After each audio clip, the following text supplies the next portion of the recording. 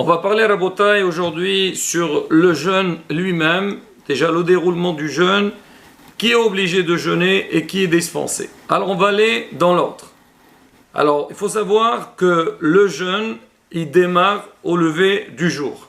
Cette année, Sheva Asar B'Tammuz, il tombe Shabbat et on le repousse à dimanche. Alors même s'il est repoussé, on est tous obligés de le faire, excepte quelques personnes qu'on dira dans la suite. Alors maintenant, c'est quoi le din pour celui qui veut se lever le matin avant le début du jeûne pour pouvoir manger? Déjà, il faut savoir que le jeûne, il démarre au lever du jour et il finit à la sortie des étoiles. Ce n'est pas la sortie de Shabbat, même dans les calendriers en règle générale, on a l'horaire de la sortie de Shabbat. Il faut savoir que la sortie de Shabbat, c'est plus tard que la sortie des étoiles.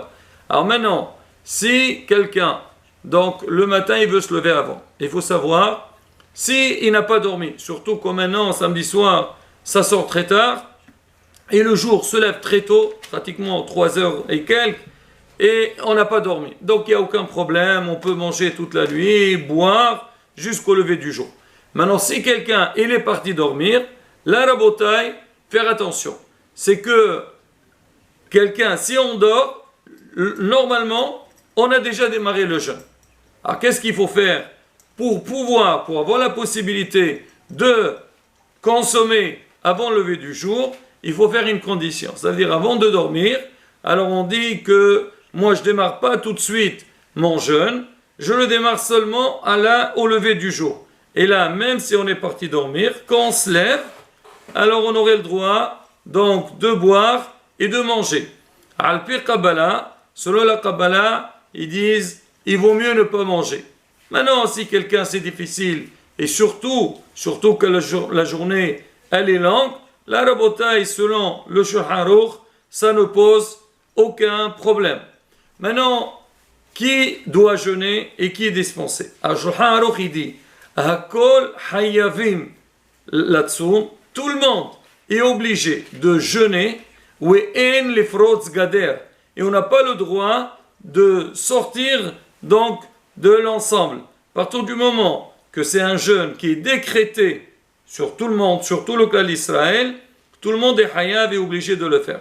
Maintenant, on dit que les femmes enceintes. Alors une femme enceinte, alors c'est vrai que en règle générale on dit Mishiyukar Ubara. Dès que la femme elle sait, ça veut dire en règle générale on dit à partir de quand on sait qu'une femme elle est enceinte, à partir du 4e mois. Mais aujourd'hui, les femmes elles peuvent faire un test, un contrôle pour savoir si elle est enceinte ou pas. Si jamais la femme, elle sait, même si elle est au début de sa grossesse, elle est dispensée de jeûner. Pareil aussi pour les femmes qui ont accouché. Alors si la femme allaite, tout le temps qu'elle allaite, elle est dispensée du jeûne. On parle bien à Rabotai de cette Tammuz, on parlera Bezat Shem après pour Tshah B'Av. Alors maintenant, si jamais la femme, elle a arrêté d'allaiter, ça dépend. Si elle se sent faible, alors elle peut ne pas jeûner. Mais si, Baruch Hashem, elle se sent bien, elle est comme tout le monde et elle doit jeûner. Alors, beaucoup de gens parlent et disent, oui, on a entendu que la femme, elle a 2 ans après l'accouchement, elle est dispensée de faire le jeûne. Rabotai, c'est vrai que c'est marqué quelque part, mais on a vu, Maran Rav de Yosef, il le dit dans Halachot Arbat Aniyot, il dit là-bas, quand il parle de 17 Tammuz, il dit que si la femme, elle a arrêté d'allaiter et elle se sent bien, elle est obligée de jeûner, comme tout le monde. Maintenant, les malades, pareil, quelqu'un qui est malade, alors il est dispensé. Là aussi, Rabotai, premièrement, il faut que la personne, le médecin, il lui a dit que tu ne peux pas jeûner. Et en dehors de ça, il faut que la personne aille consulter son rave. Parce que beaucoup de fois, les gens te disent, oui, lui, il est malade et il ne doit pas jeûner. Malheureusement, on devient tous des médecins et on tranche la halakha tout seul. Il faut voir avec le rave. Et le rave, lui, il peut évaluer si vraiment la personne, elle est vraiment dispensée ou elle est obligée de jeûner. C'est marqué, c'est pareil aussi pour les vieux. Surtout maintenant, Rabotai, il fait très chaud. Ici, ils vont jeûner, Hasve Shalom, ils peuvent avoir des problèmes. Là, c'est pareil. Même on dit, même s'ils sont Baruch Hashem, ils se tiennent bien, mais on sait que le jeûne peut leur porter préjudice et que ça peut, Hasve Shalom, leur causer du mal, de sakana. La rabotaille, on est dispensé. Au niveau des enfants, alors les garçons, c'est à partir de 13 ans et les filles à partir de 12 ans. C'est rapporté dans beaucoup de Sfarim. Il n'y a pas Aïnian, il n'y a pas sujet à dire non, il faut qu'ils jeûnent une demi-journée. Rabotaille, il n'y a pas d'obligation. Pour Kippour, là c'est différent. Mais là, pour le jeûne, donc ces jeunes-là, et surtout cette année qu'il est d'Ahouy, il est repoussé. Donc, on va dire, il n'y a pas raison de chercher à alourdir. Alors, au niveau des... Si quelqu'un, il a eu un enfant, et la Brit Mila, elle a lieu le jour du Ta'anit. Alors, si le Ta'anit, il est en sa journée, ça veut dire il n'est pas repoussé. Par exemple, il tombe dans la semaine, là, on est obligé de jeûner. Même Aviaben, le Sandar, sont obligés de jeûner.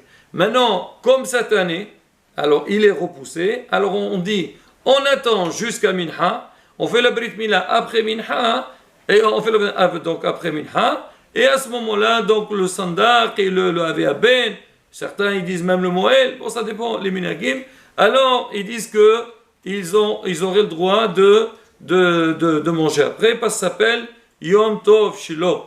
C'est pareil aussi, Rabotai, il y a des gens qu'ils sont obligés de prendre des médicaments. Là, ça dépend aussi le cas, Rabotai, de quel cas il s'agit, pas même n'importe quel médicament, mais des fois, le haléno, donc des maladies qui sont sérieuses. Alors là, c'est pareil. Mais en tous les cas, ces cas-là, il vaut mieux les traiter cas par cas, comme on a dit, consulter son médecin, et après venir voir avec le Rav pour vraiment avoir donc la permission de manger.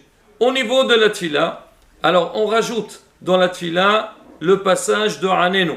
Alors quand on fait Belahash, on fait à voix basse, on fait Aneno, donc dans la tfila, le bracha de Shomer Tefillah, et quand le Hazan, il fait la Hazara, il fait Aneno, bracha bifni atzma, il fait aussi à la fin avec une bracha. Si quelqu'un il a oublié de faire Aneno dans la tfila, il n'a pas besoin de recommencer.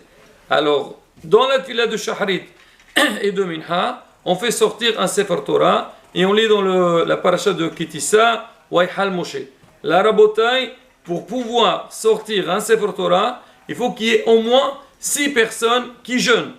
Maintenant, au niveau de la montée de la Torah, toutes les personnes qui montent à la Torah, ils doivent, c'est-à-dire il faut que ce soit des gens qui ont jeûné. Si jamais la personne, même s'il y a un Kohen, et le Kohen ne jeûne pas, on ne dit pas on est obligé de le faire monter, pas du tout. Alors le Kohen il sort avant et il montera Israël à... Alors maintenant voilà Rabotai, un petit peu tous ces inyanim donc de Ta'anit. Et Bezrat Hashem, le prochain cours, on parlera sur quelques halachot, surtout par rapport à la période de 17 Tammuz jusqu'à Tisha B'Av et tous les minagim concernant ce sujet. Hezqo ou Yemso.